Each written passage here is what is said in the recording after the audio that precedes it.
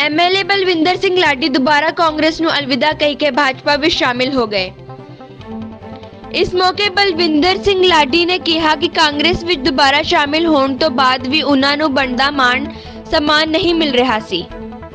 ਉਹਨਾਂ ਕਿਹਾ ਕਿ ਇਸ ਕਰਕੇ ਮੈਂ ਦੁਬਾਰਾ ਭਾਜਪਾ ਵਿੱਚ ਸ਼ਾਮਿਲ ਹੋ ਗਿਆ।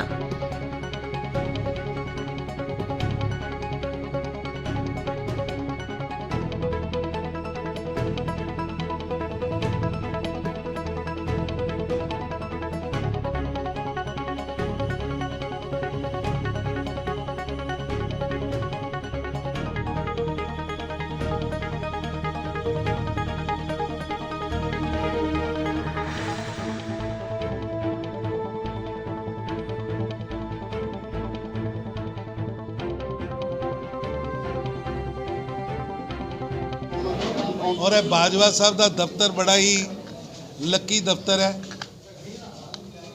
इस लकी दफ्तर च असी पहले सेकड़ी साहब साडे काफले च शामिल हुए, साडी ताकत वधी। अज मौजूदा विधायक बलविंदर सिंह जी लाडी जिहड़े श्री हरगोबिंदपुर तो विधायक चुने गए सी, हुण इन्हां दी सीट ते चुनाव हो रहा है। और लोग शर्तां नाल पार्टियां शामिल हुंदे, टिकटां दे लालच च शामिल हुंदे, दबाव च शामिल हुंदे। लेकिन पंजाब के अंदर नरेंद्र मोदी की सरकार बनाने वास्ते, गरीब गुरबे की सुनवाई वास्ते डबल इंजन की सरकार पंजाब च बने। और मेरा भरा फतेह बाजवा बटाला तो और श्री हरगोबिंदपुर तो दकोहा साहब भारी मता ना जीतन, और ऐसे लाडी भाजी आए ने। मैं झोली अड्ड के उन्हों का स्वागत करना, तेल चोना।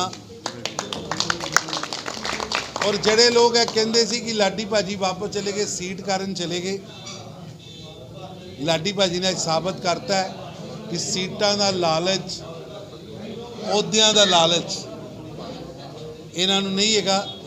एक अच्छे इंसान ने इलाके च काम किया, जिधर जाते हैं लोग कैंडिडेट नूं पुछदे ने कि लाडी कित्थे है, लाडी लै आओ तो वोटां पावांगे। अज कांग्रेस का MLA गली गली निकलिया MLA का कैंडिडेट, लेकिन उन्होंने hungaरा नहीं मिल रहा। तो लाडी भाजी नूं लगा कि जे लोग इन्ना प्यार करते हैं तो प्यार करने वाली पार्टी भारतीय जनता पार्टी के नाल जाके मैं खड़ा होवां, भारतीय जनता पार्टी शामिल होवां। सो मैनू राकेश भाटिया साहब का, फतेह भाजी का फोन आया कि भी अपने वेड़े लाडी भाजी आना चाहते हैं। तो सो मैं भज के तुहाडे कोल पहुंचिया, थोड़ा लेट हो गया और ऐसे सारिਆਂ ਕੋਲੋਂ माफ़ी मंगना। मैं अज बाबा बकाला दे जंडियाला दे पिंडां च सी, तो पिंडां जाओ तो खातर होंदी है, खाना पीना मिलता है, तो घड़ी वाल देखा नहीं जाता। सो लेट हो गया। एक बार मेरी हाज़री प्रवान करनी और बिना शर्त पूरी ताकत नाल, पूरे जज्बे नाल, जिथे भी भाटिया साहब ड्यूटी लाएंगे, प्रताप जी ड्यूटी, अपना फतेह जी ड्यूटी लाएंगे, उस ड्यूटी में निभाएंगे। और कांग्रेस इस इलाके चो, माझे चो, आम आदमी पार्टी इस माझे चो खत्म होएगी और भारतीय जनता पार्टी सब नालों ज़्यादा सीट वोटां दे नाल बटाला जीतेगी। बहुत अच्छे। और एरी हवा पूरे माझे च फैलेगी। धन्यवाद। तरनजोत जी, अज सुनील जाखड़ ने एक सवाल खड़ा किया है कि हिजाब नूं लैके कल सिखां दी पगड़ी उत्ते भी सवाल उठ सकता है, तो मोदी साहब को इसका जवाब देना चाहिए। बेवकूफाना सवाल है, भाईचारे च फुट पाने वाला सवाल है, क्योंकि उन्होंने मन च खोट है। जाखड़ साहब ये नवजोत सिंह सिद्धू नहीं जिहड़ा पाकिस्तान नूं अमन का मसीहा कहेगा। बाजवा नाल कमल बाजवा ISI के चीफ नाल जफ्फियां पाएगा। और को तो जवाब तुसीं लिता नहीं, जिन्हें मलेरकोटले च खड़े होकर कहा हिंदू सिखां नूं जलसा नहीं करन दिया। पगड़ी साडी ड्रैस कोड है, साडे गणवेश का हिस्सा है। ਤੁਸੀਂ ਆਰਮੀ ਦੇ ਅੰਦਰ ਫੌਜੀ ਪਗੜੀ ਪਾਉਂਦਾ ਔਰ ਇੱਕ ਗਣਵੇਸ਼ ਦਾ ਔਰ ਡਰੈਸ ਦਾ ਹਿੱਸਾ ਹੈ। बीएसएफ ਦਾ ਜਵਾਨ ਪਗੜੀ ਪਾਉਂਦਾ, BSF ਦਾ ਜਵਾਨ ਦੀ ਪਗੜੀ ਔਰ ਆ ਡਰੈਸ ਦਾ ਹਿੱਸਾ ਹੈ। ਪੰਜਾਬ ਪੁਲਿਸ ਦਾ ਜਵਾਨ ਪਗੜੀ ਪਾਉਂਦਾ ਔਰ ਇਹ ਪਗੜੀ ਔਰ ਡਰੈਸ ਦਾ ਹਿੱਸਾ ਹੈ। ਉਸੇ ਤਰ੍ਹਾਂ ਸਕੂਲਾਂ ਔਰ ਕਾਲਜਾਂ ਦੇ ਅੰਦਰ ਪਗੜੀ ਔਰ ਡਰੈਸ ਦਾ ਪਾਰਟ ਹੈ। ਔਰ ਪਗੜੀ ਤੇ ਸਾਡਾ ਮਾਣ ਹੈ, ਪਗੜੀ ਸਾਡੀ ਸ਼ਾਨ ਹੈ। ਇਹ ਪ੍ਰਸ਼ਨ ਚੁੱਕ ਕੇ ਹੀ ਉਹਨਾਂ ਨੇ ਆਪਣੀ ਕੁੰਠਿਤ ਮਾਨਸਿਕਤਾ ਦੱਸੀ, ਕਿਉਂਕਿ ਬਹੁਤ ਜ਼ਿਆਦਾ ਫਰਸਟ੍ਰੇਟਿਡ ਨੇ। 3-4 ਵਾਰੀ ਅਸਤੀਫਾ ਦਿੰਦੇ ਨੇ ਤੇ 6 ਵਾਰੀ ਇਹ ਕਹਿੰਦੇ ਨੇ ਕਿ ਮੈਂ ਪੋਲਿਟਿਕਸ ਛੱਡਤੀ ਹੈ, ਹੁਣ ਸਕਰੀਏ ਰਾਜਨੀਤੀ 'ਚ ਮੈਂ ਨਹੀਂ ਹੈਗਾ। ਲੇਕਿਨ ਜੇਬ 'ਚ ਵਿਸ਼ ਦਾ ਪਾਊਡਰ ਲੈ ਕੇ ਘੁੰਮਦੇ ਨੇ, ਸਮਾਜ ਨੂੰ ਤੋੜਨ ਦੀ ਗੱਲ ਕਰਦੇ ਨੇ। ਨਿਆਂਲੇ ਨੇ ਜੋ ਆਰਡਰ ਜਾਰੀ ਕੀਤਾ ਉਹ ਡਰੈਸ ਤੋਂ ਇਲਾਵਾ ਅਸੀਂ ਸਕੂਲ ਦੇ ਅੰਦਰ ਡਰੈਸ ਇਸ ਵਿੱਚ ਹੁੰਦੀ ਕਿ ਇਹ ਪਤਾ ਨਾ ਲੱਗੇ ਕੋਈ ਕੌਣ ਗਰੀਬ ਹੈ ਕੌਣ ਅਮੀਰ ਹੈ। ਸਾਰੇ ਅਸੀਂ ਭੈਣ ਭਰਾ ਇਕੱਠੇ ਬੱਚੇ ਪੜ੍ਹਦੇ ਨੇ, ਸਿੱਖਿਆ ਲੈਂਦੇ ਨੇ। ਤੇ ਸੁਪਰੀਮ ਕੋਰਟ ਦੇ ਆਰਡਰ ਨੂੰ ਕੋਰਟ ਦੇ ਆਰਡਰ ਨੂੰ ਉਹ ਆਪਣੇ ਢੰਗ ਨਾਲ ਗਲਤ ਪੁੱਟ ਕਰ ਰਹੇ। ਜਦੋਂ ਪਗੜੀ ਸਾਡੀ, ਸ਼ਰਟ ਸਾਡੀ, ਪੈਂਟ ਜਿੱਥੇ ਸਕੂਲ 'ਚ ਨਿੱਕਰ ਹੈ ਨਿੱਕਰ ਉਹ ਸਾਡਾ ਹਿੱਸਾ ਹੈ। ਲੇਕਿਨ ਮੈਂ ਹੈਰਾਨ ਆ ਇਹੋ ਜਿਹੀ ਗੱਲ ਤੇ ਐਡਾ ਘਟੀਆ ਬਿਆਨ ਉਹਨਾਂ ਨੇ ਦਿੱਤਾ। ਔਰ ਬਿਆਨ ਹਾਸੇਪਦ ਵੀ ਹੈ, ਅੱਗ ਲਾਉਣ ਵਾਲਾ। ਔਰ ਇਹ ਬਿਆਨ ਦੇ ਕੇ ਉਹ ਮਨਸ਼ਾ ਹੀ ਸਾਹਮਣੇ ਆਈ ਜੋ ਮਨਸ਼ਾ ਮਲੇਰਕੋਟਲਾ 'ਚ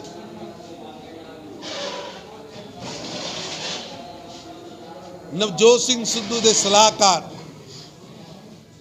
ਬਹਿ ਕੇ ਉੱਥੇ ਬਿਆਨ ਦੇ ਰਹੇ ਸੀ। ਉਹੋ ਜਿਹਾ ਹੀ ਬਿਆਨ ਅੱਜ ਜਾਖੜ ਸਾਹਿਬ ਨੇ ਦਿੱਤਾ। ਮੰਨਿਆ ਜਾਖੜ ਸਾਹਿਬ ਰਾਹੁਲ ਗਾਂਧੀ ਜੀ ਨੇ ਤੁਹਾਨੂੰ ਸਜ਼ਾ ਦਿੱਤੀ ਹੋਏਗੀ ਕੁਝ ਸੋਚ ਕੇ, ਰਾਹੁਲ ਗਾਂਧੀ ਜੀ ਨੇ ਨਕਾਰਿਆ ਹੋਏਗਾ, ਰਾਹੁਲ ਗਾਂਧੀ ਨੇ ਧੱਕਾ ਮਾਰ ਕੇ ਪਿੱਛੇ ਸੁੱਟਿਆ ਹੋਏਗਾ। ਕਾਂਗਰਸ ਦੀ ਪਰੰਪਰਾ ਹੈ। ਲੇਕਿਨ ਪੰਜਾਬ ਨਾਲ ਇਹੋ ਜਿਹਾ ਬਿਆਨ ਦੇ ਕੇ ਵਿਸ਼ ਘੋਲਣ ਦਾ ਕੰਮ ਨਾ ਕਰੋ।